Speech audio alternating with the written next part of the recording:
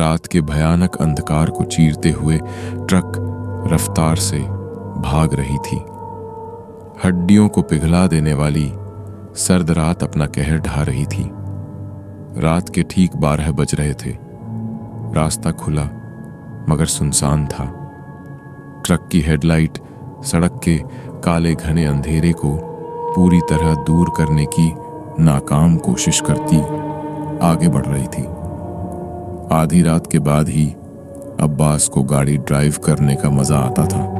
ज्यादातर इस वक्त सड़क बिल्कुल सुनसान मिलती, जिसके कारण उसे अपनी मर्जी के मुताबिक गाड़ी भगाने का मौका मिल जाता। ऐसे वीरान रास्तों पर उसे रोज का आना जाना लगा रहता था। आधी रात के बाद लूटपाट की वारदातें आम बात थीं। हालांकि अब्बास किसी से डरता नहीं था। रोज की तरह आज भी उसी रफ्तार से वह आगे बढ़ रहा था। रास्ता काफी डरावना होने के बावजूद वह बेफिक्र होकर तेजी से ड्राइव कर रहा था। ठीक उसके बगल में अब्बास का बेटा ठंड से बचने कंबल ओढ़कर सोया था। गुजरात की बॉर्डर पार करके गाड़ी राजस्थान में दाखिल हो रही थी। अंबाजी होकर आबू की ओर आगे बढ़ने वाला रास्ता टेढ़ी मेढ़ी पहाड़ियों से गुजरता था। राजस्थान में एंटर होते ही बॉर्डर पर आने वाले छोटे से शहर को क्रॉस करते उससे पहले ही एक हादसा हो गया। घने जंगल में पहाड़ी की ढलान पर एक जबरदस्त धमाके के साथ गाड़ी का टायर फट गया। ब्रेक लगाकर अब्बास ने गाड़ी को कंट्रोल कर लिया। टायरों की चीख के बाद गाड़ी रुक गई। रात के अंधेरे में वृक्षों के डरावने चेहरे किसी राक्षसी कंकाल की भांति लग रहे थे। निशाचर जीवों की आवाजें उसे बिल्कुल भी ठीक नहीं लगी थी। कहीं दूर घनी झाड़ियों में उल्लू भयानक आवाजों से डरा रहा था। अचानक लगी ब्रेक के कारण अब्बास के लड़के की गहरी नींद उड़ गई। कहां ये रही हूं अब्बा जान? उस्मान ने मारवाड़ी लहजे में चिंता जताई। उसकी आवाज में कंपी थी।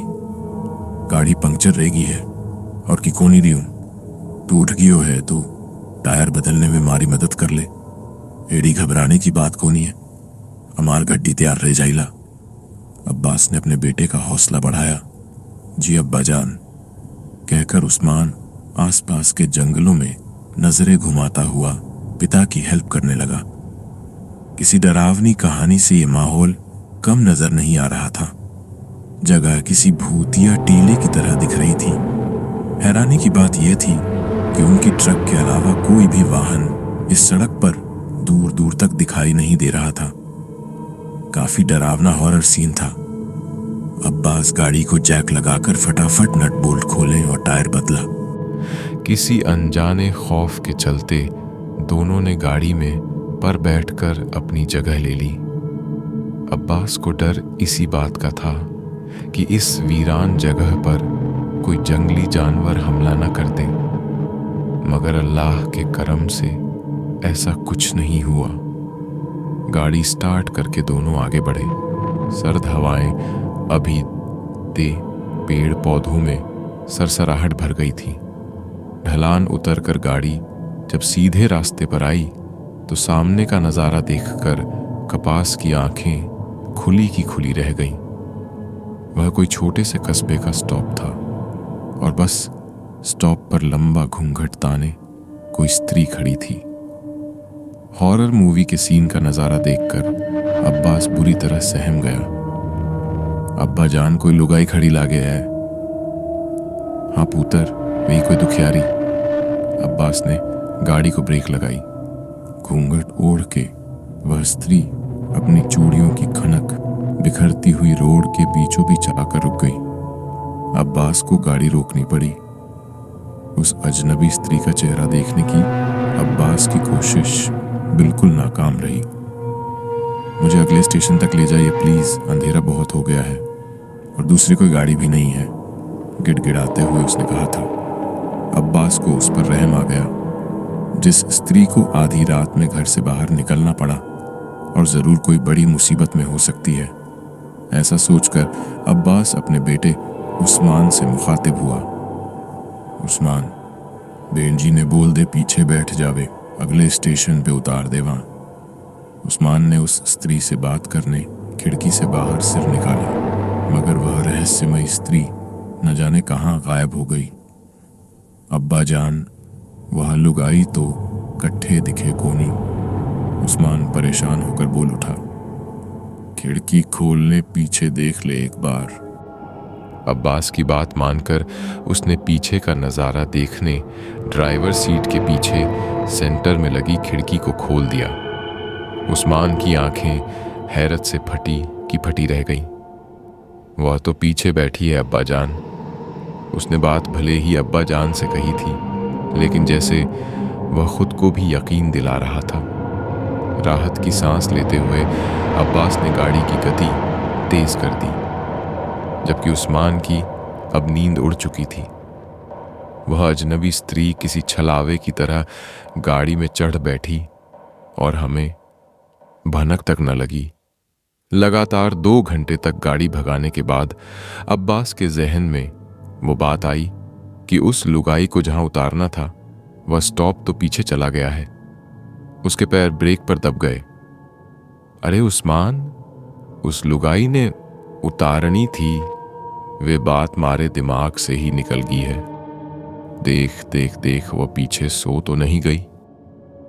उस्मान ने फिर से खिड़की खोलकर पीछे देखा। उसकी आंखों को दूसरी बार झटका लगा। वह हड़बड़ाकर बोल उठा, अब्बा जान, वह लुगाई तो गाड़ी में नहीं है। अब्बास ने उस्मान को ऐसे देखा जैसे उसने कोई बचकानी बात करती हो। क्या बात करता है, ठीक से देखता कोने में बैठी होगी छुपकर। ठीक से देखा मैंने, वो गड्डी में नी है। फिर तो लागे है जब गड्डी धीमी पड़ी वेला तब वो उतर गी लागे। उस अनजान औरत का डरावना चेहरा अभी भी अब्बास की आंखों से दूर नहीं हो रहा था। उसका तर्क जैसे उसके ही गले में अटक गया। अब्बास इस घटना को भूलकर जल्द से जल्द अब घर पहुंच जाना चाहता था। फिर वह 1 मिनट के लिए भी कहीं रुका नहीं, लगातार तेज रफ्तार भागता रहा। उस्मान को सर्द हवाओं के कारण नींद लग गई थी। हॉलीवुड की किसी भूतिया स्टोरी में नजर आने मंजर उसकी आंखों के सामने नमूदार हो रहे थे। अब्बास ने सुबह 9 बजते ही गाड़ी मारवाड़ में अपने घर टेक दी। हाथ मुंह धोकर नाश्ता किया। बेगम सब्जी लेने का बहाना करके बाहर निकल गई। उस्मान अपने दोस्त से मिलने चला गया। नाश्ता करने के बाद अब्बास को बड़ी जोरों की प्यास लगी। फ्रिज से बोतल निकालने के इरादे से वह ही उठने लगा कि अपने सामने आकर रुक गए 2 पाजेब वाले नंगे पैरों को देखकर बुरी तरह चौंका। सकपकाए अब्बास ने नजरें उठाकर ऊपर देखा। उसके बदन में खौफ की सिहरन दौड़ गई। सुर्ख रंग के घूंघट में एक बदसूरत चेहरा मुस्कुरा रहा था। डर के मारे अब्बास की जैसे जान निकल गई। तू अट्ठे कानी करे है? तू तो रास्ते में उतर गई थी ने। मैं क्यों उतर जाती भला? तुमने ही तो मन ने अपने साथ बुलाया है। अब तो मैं थारे घर में घुस गई हूं, थारी लुगाई बनकर। अब मैं थन्ने छोड़ के जाने वाली नहीं हूं। किसी को बोला तो जान ले लूंगी थारी। अब्बास जहां खड़ा था वही बुत बन गया। उसको यकीन नहीं हो रहा था कि एक भूतनी उसके घर में मौजूद थी। मगर मेरे घर में लुगाई है। डरते डरते वह इतना ही कह पाया। दूसरी बार बोला तो थारी हलक से जबान खींच लूंगी। घूंघटे वाली औरत ने अब्बास का गला पकड़ते हुए कहा, तन्ने छोड़कर मैं कहीं नहीं जाने वाली। पर छोरी थन्ने में रखुला कहाँ? मैं बताती हूं थन्ने, थारा पैर री जांध में चीरा कर ले फटाफट। मेरे सिर के बाल काटकर थारी जांध में सी ले। मैं वहीं रहूंगी। ना चाहते हुए भी अब्बास को उसका हुक्म मानना पड़ा। उसकी जिंदगी प्रेत बाधित हो चुकी थी। कराहते हुए अब्बास ने अपनी जांघ में चीरा दिया और उस चुड़ैल के बाल काटकर चमड़ी के अंदर सी लिए। उसके बाद वो बदसूरत चेहरे वाली चुड़ैल अब्बास के साथ उम्र भर उसकी घरवाली बनकर रह गई। अब्बास की असली पत्नी को डराकर चुड़ैल ने कभी उसे अब्बास के करीब नहीं आने दिया। अब्बास दिन ब दिन दुबला होता गया और एक दिन अचानक ही सबने उसे अपने कमरे में मरा हुआ पाया।